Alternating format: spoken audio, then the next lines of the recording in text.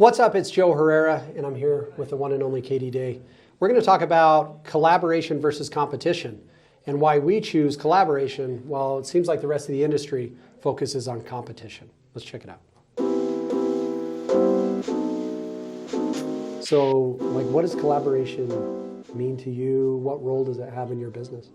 I think for me, I was very fortunate to have people that opened up their playbook for me. So as I continued to learn and continue to grow my business, I figured, it's important for me to do the same. Yeah. And I think it's the people that I'm surrounded by, and the different communities and things like that. Yeah. It's always been a big part of my business. I think collaboration for me is something new. We've always preached collaboration and then practiced isolation. And so for us, it's been a cool entry into the collaboration world because now we're focused on adding value to others while probably expecting value in return, right? It's like you said, if we have a playbook, if we have a blueprint of something we're doing well, we expect to share that with others. Yeah. And if there's something you're doing great, we expect you to share it with us so that we can grow together. How do you handle requests from people that just want your time, like pick your brain, they want your time? How do you handle it? I feel the same way. I'm definitely always open to respond to messages or hop on a call. I think that it's tough though, because at a certain point, in running your own business and running a team and all these things, you kind of run out of have so much time. Hours in the day. Yeah. So I think if people have a specific ask of hey, I see you do this Right. and I'm trying to do that, or, something like that, it's I'm a lot more inclined to say yes, Yeah. right? Yeah. Than just someone that's hey, I'd like to pick your brain. Okay, well, About what are what? we Right. talking about here? So, I'm always open to doing that. It does get a little tough as we continue to grow our team and Right. our business grows as well. So there's a downside to collaboration, which isn't very often talked about, and that is the cost. It takes something out of you to give. And then it almost comes back like a boomerang when people don't execute. Right? Yeah. I don't know if you felt that, but I feel like sometimes people are hey, can I pick your brain? How do I solve this problem? And it's a problem that you know how to solve. Yeah.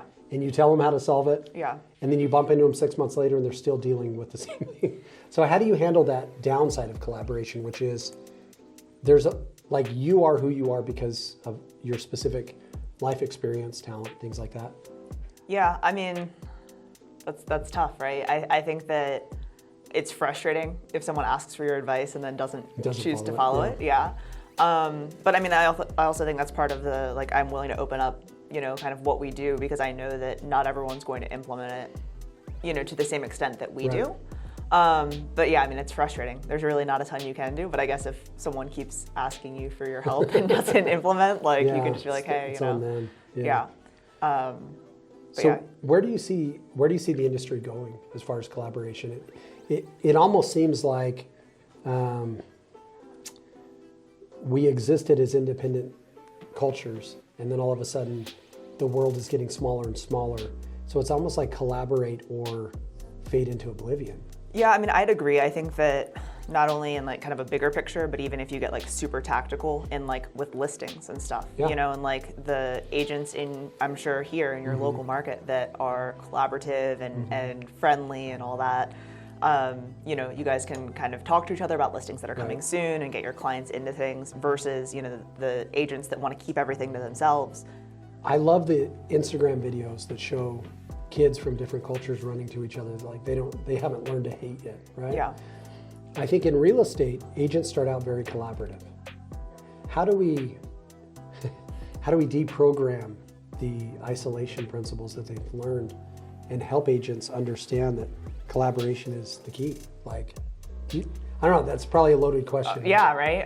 That's like asking how to solve world peace. Yeah, exactly. No, I think that